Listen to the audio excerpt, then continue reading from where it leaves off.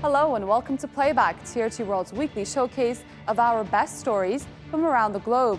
Coming up, the secret offshore wealth of the world's richest and most powerful, exposed in one of the biggest leaks of financial documents.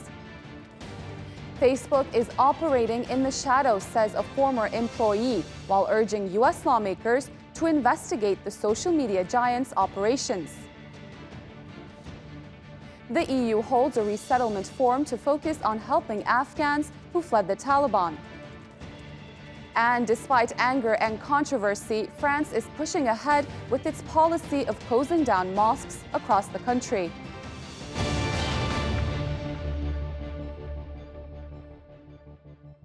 Hundreds of world leaders, billionaires, and celebrities have been caught out by using questionable financial practices in order to conceal their wealth.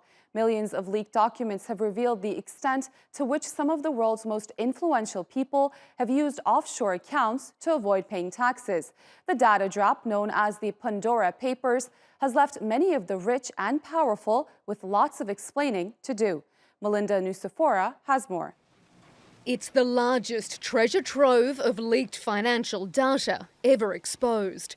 It's being branded the Pandora Papers, and it's lifted the lid on the shadowy world of international finance. Journalists sifted through more than 6.4 million documents, nearly 3 million images, over 1.2 million emails, and 500,000 spreadsheets. The haul revealed that more than 400 of the world's richest and most influential individuals have set up companies or trusts in lightly taxed countries to hide the extent of their wealth. And in many cases, that means they avoid paying taxes.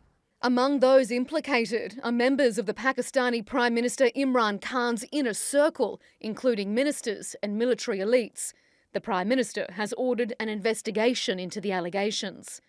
The leaked documents show Jordan's long-ruling monarch King Abdullah II funneled over $100 million through secret companies to buy luxury homes in the US and the UK. In Kenya, the papers reveal the president's family has been secretly amassing assets worth more than $30 million, hidden in tax havens, including Panama. And the Czech Republic's Prime Minister Andrej Babis has allegedly moved $22 million through offshore companies to secretly buy a lavish estate on the French Riviera. Babis is facing an election later this week and has questioned the timing of the revelations. This thing is from 2009, so the timing is quite interesting. The practices exposed in the papers aren't illegal, but they are morally questionable, especially at a time when the COVID-19 pandemic has exacerbated the divide between rich and poor. Melinda Nusafora, TRT World. A former Facebook employee turned whistleblower has fired off accusations against the company for putting public safety at risk. As U.S. senators promised action, our correspondent Yunus Paksoy has more from Washington, D.C. Higher profits over public safety and clamping down on extremism, a former Facebook employee turned whistleblower made incendiary accusations against the company at a Senate hearing on Tuesday. Yesterday, we saw Facebook get taken off the internet. I don't know why it went down, but I know that for more than 5 hours, Facebook wasn't used to deepen divides, destabilize democracies, and make young girls and women feel bad about their bodies.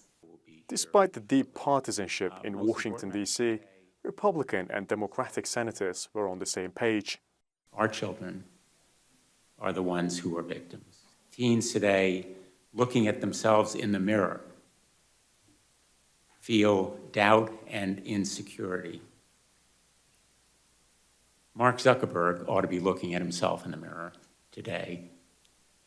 And yet, rather than taking responsibility and showing leadership, Mr. Zuckerberg is going sailing.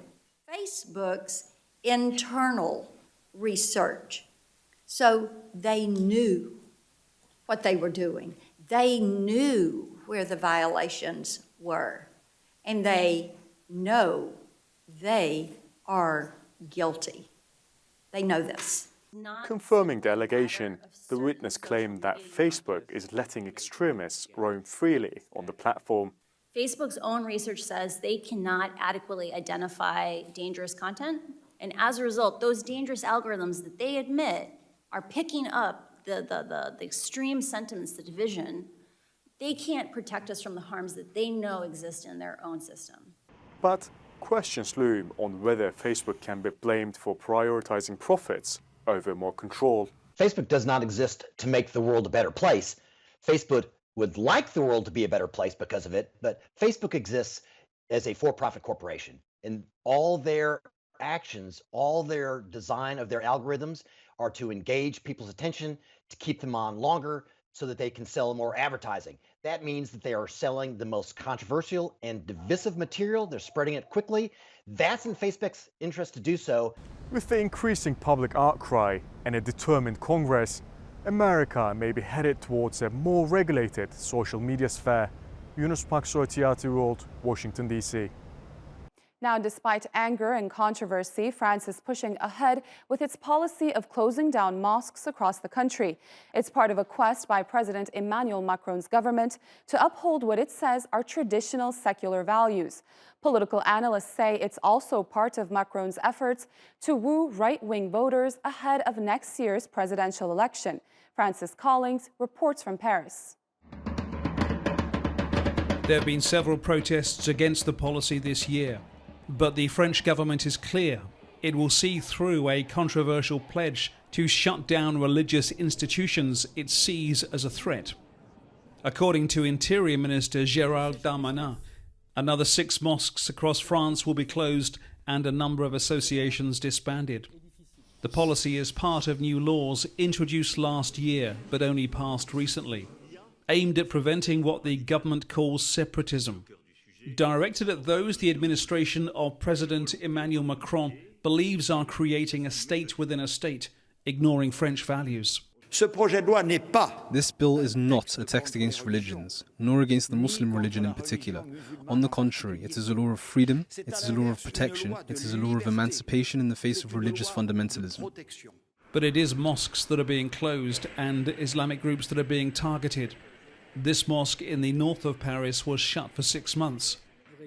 In an interview last week, the Interior Minister said, "Never has a government done so much against political Islam." The Interior Minister has stated that so far 70 or 80 mosques and 2,700 places allegedly frequented by extremists have been controlled. We would like to know, what are the results? How many terrorists have been arrested or plots dismantled? Not a single one. All this stigmatization has been for nothing. All of this needs to be seen through the prism of the next election in April. Macron wants a second term, even if it means being hit by the odd flying egg along the way, as happened in Lyon last week. He believes the path through a crowded field is to have policies that appeal to the right of the political spectrum. And here's a reason why Macron is concerned. Eric Zemmour, a right-wing TV commentator and author who is surging in opinion polls. He's not said yet he's going to run, but his growing popularity reflects a long-standing nationalist, anti-immigration theme in French politics. I think that France is in danger of death because its people are in danger of being replaced by another people. Its civilization is in danger of being replaced by another civilization. Zemmour, who is from an Algerian Jewish family, has been convicted in the past of racial and religious provocation. He says Mohammed should be banned as a first name in France, but his views are popular with the far right, and they will play a part in the April vote.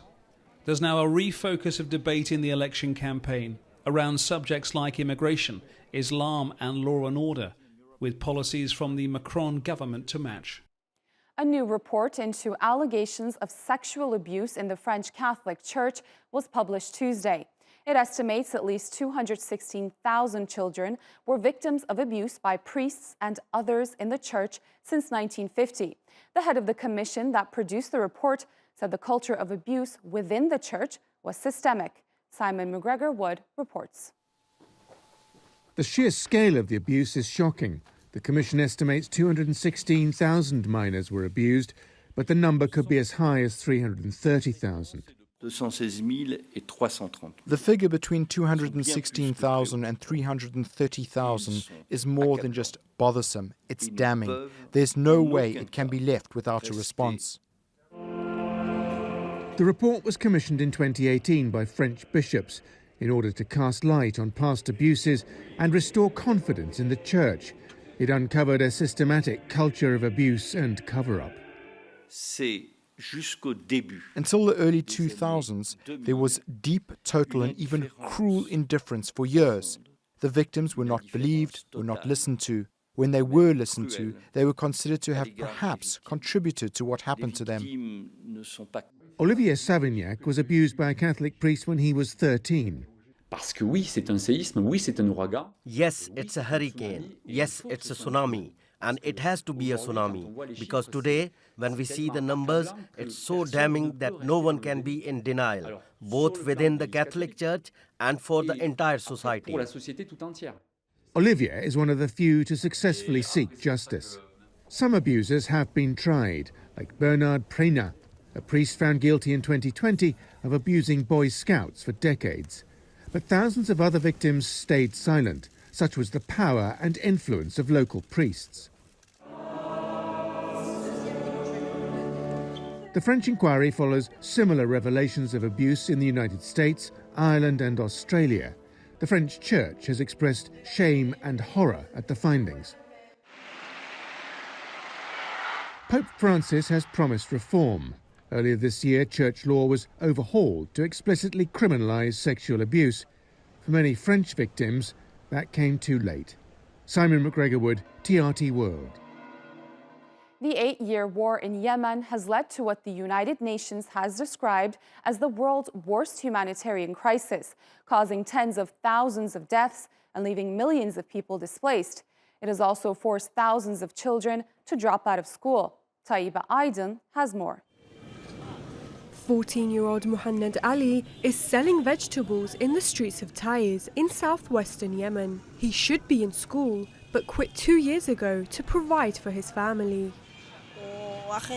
My brother also dropped out of school to help me here. The war conditions in Yemen have prevented us from completing our studies. We have to work to survive. We hope to go back to school one day. Abdullah is another teenager forced to leave school. He's now working as a tire fitter. I have always dreamed of being a student. However, the dire living conditions and the extremely high prices have forced me to be here. When I see students going to their school, I wish to be among them. The UN says more than 12 million children in Yemen are in need of humanitarian assistance, and many have been forced into the worst kind of child labour, including sexual exploitation. The quality of schooling has changed after the war. Some child laborers have suffered from injuries or were exposed to sexual harassment. They become traumatized and not at all interested in learning. Girls are also forced into early marriage, while boys are recruited as fighters. The UN says more than 3,600 children in Yemen have been recruited as child soldiers in the past 6 years, and many never make it home. The children's local community, the local governance and parents need to play their roles. There needs to be awareness programs. Muhannad lives with the hope of returning to his school one day.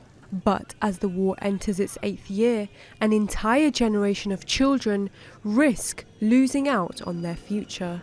Taiba Aydin, TRT World. The Turkish parliament ratified the Paris Climate Agreement this week. Turkish President Recep Tayyip Erdogan said last month at the General Assembly of the United Nations, Turkey is not indifferent to any global problem and will do its part on climate change and protecting the environment. Erdogan also said that the countries that cause the most damage to nature should also make the biggest contribution to fight against climate change. The move comes in time for next month's UN Climate Change Conference in Glasgow. Google will invest $1 billion over the next 5 years to support Africa's digital transformation. The investment will include landing a subsea cable into the continent to ensure faster internet access and support for small businesses. The tech giant will also partner with Kenya's network operator Safaricom to launch affordable Android smartphones for first-time users. The European Union held a forum on Thursday looking at how to resettle Afghans who have been able to flee the Taliban takeover. It comes after EU officials said they are also considering re-entering Afghanistan with some kind of presence on the ground. Jack Parak reports. The scramble European countries face to pull out their staff and local helpers from Afghanistan is intensifying already tough discussions about boosting EU military cooperation capabilities. And EU officials say sending people back on the ground in Afghanistan is a case of how, not if, although it will be civilians and diplomats to begin with. Back in 2007, EU countries agreed to allow the formation of battle groups of 1,500 troops, but lack of political will has prevented them ever being deployed. European defence policy experts believe the current situation in Afghanistan could be the springboard for that initiation. In the past, one of the main obstacles for using the battle groups have been a lack of common funding. If they would be equipped with the necessary military enablers and have sufficient intelligence capacities, then I think that you could make a real difference, and it could possibly be able to conduct and handle operations such as the Afghanistan evacuation operations on its own, like without necessarily kind of having to rely on the capabilities and goodwill of the United States. The European Commission told TRT World that EU member states evacuated 18,000 people. EU countries haven't found a common position yet on how to interact with the Taliban. Officials from Pakistan, China and Russia have reportedly been holding meetings with Taliban representatives in recent weeks. The position of the EU's foreign policy chief is that there's factual but not political recognition of the Taliban. But any future presence on the ground in Afghanistan would require a step up in engagement. With 2015's migration crisis still very fresh in the memories of EU politicians, finding a way to prevent further destabilization in Afghanistan remains a priority. It's not to say that necessarily these internally displaced people will move all the way to Europe, but it is definitely an alarming spike in internally displaced people. Now, secondly, the level of radicalization in the region it also appears to be going up. A political forum in Brussels will discuss ways to provide safe pathways out of Afghanistan, but may struggle for unity. Discussions among member states on proposals to overhaul the EU's migration system remain paralysed. Jack Parak, TRT World, Brussels. After taking control of Kabul, the Taliban emptied its Pulacharki prison. It freed thousands of men, hundreds of women, and more than 100 children. But the Taliban is filling up the women's section once again. Kübra Akkoç explains why. Mujda gave birth in jail. She was arrested by the Taliban after she left the men she was forced to marry and returned to a man who she says was already her husband and the father of her daughter. I loved this baby's father for 2 years. We got married, but the family didn't know about it. I didn't tell them because they didn't want me to marry him. They wanted me to marry whoever they chose. My brother found out about my relationship and he was forced to give me to another man. Then I told them I would not be with him. I don't love him. I will run away. And she did. Mujda's family complained to the Taliban and it put her in the women's section of Kabul's Pulacharki prison.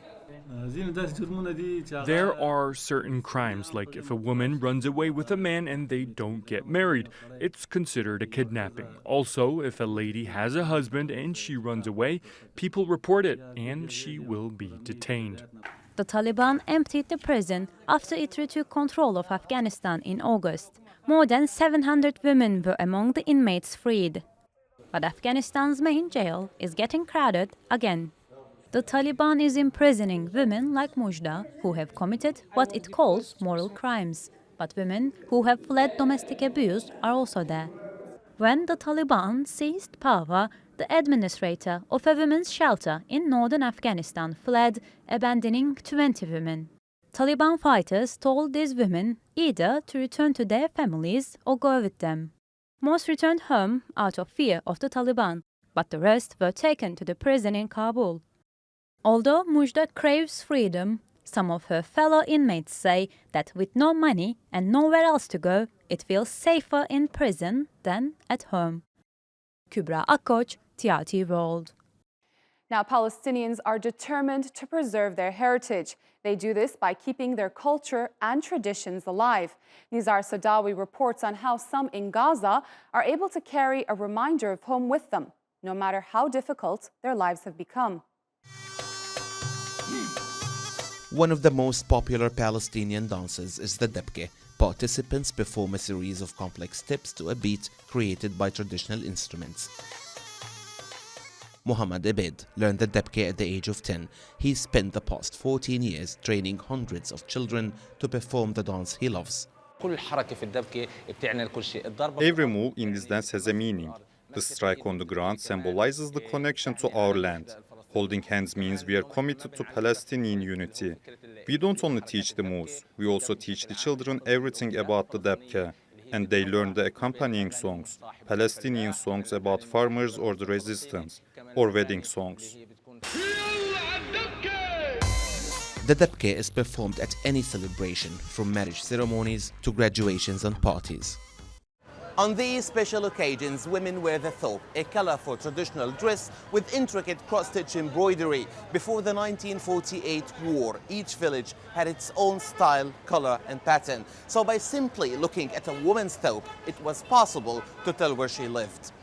Many of these traditional embroidery skills have been passed on to younger generations. Asmahan Taluli found her passion making thobes. She runs a factory in Gaza and employs other women to help preserve the original designs. This embroidery is our heritage and the heritage of our ancestors. It's how we show off our Palestinian identity to the world. Each Palestinian city has its own thobe. Beersheba has 5 or 6, the Kobeba, there is the Gazan thobe, and the Beit Dajan thobe. There are also thobes for Hebron and Majdal. For many Palestinians, cultural practices and traditions are the only way to remember the past. The occupying forces changed the names of Palestinian villages and cities. Rashrash became Eilat, Tel Rabi' became Tel Aviv, and so on. So by preserving Palestinian clothing, folklore, and dancing, they want to prove to the world that they are a people with a past, a present, and a future. Clothing, music and dance also help to boost spirits and morale. For many Palestinians, they make the harsh reality of life under Israeli occupation more bearable and offer hope that one day justice will prevail. Nizar Sadawi, TRT World, Gaza. The Nobel Peace Prize has been awarded to journalists and free speech activist Maria Ressa of the Philippines and Dmitry Muratov of Russia. Other Nobel Prizes awarded this week include Zanzibar-born novelist Abdulrezzak Gurna, who won the Literature Prize. David Julius and Arden Pataposyan were recognized in medicine for their discovery of receptors in the skin that sense touch and temperature. Benjamin List and David McMallion won the Chemistry Prize for their work to build new molecules. And finally, the prize for physics was awarded to Suyukuro Manabe and Klaus Hasselmann for their studies in climate change, as well as Giorgio Parisi for his work in examining patterns in materials. Well, that rounds up your week of news here on Playback. We'll leave you with a story of a street dog in Istanbul that has become a social media influencer. For Istanbulites having a rough commute, Boji is a companion to share their tale. Stay tuned to TRT World for the latest stories.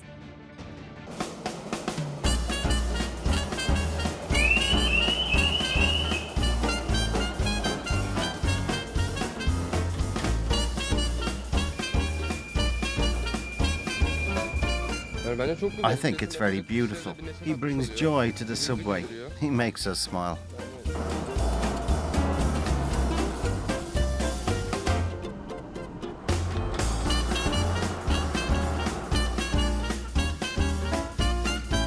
Boji sakin, huzurlu bir köpek. Boji is a calm and peaceful dog. He's also a free-spirited dog. Istanbulites have embraced Boji. We had a chip fitted to check whether Boji is hungry or thirsty and to find out which trains he takes and where he is.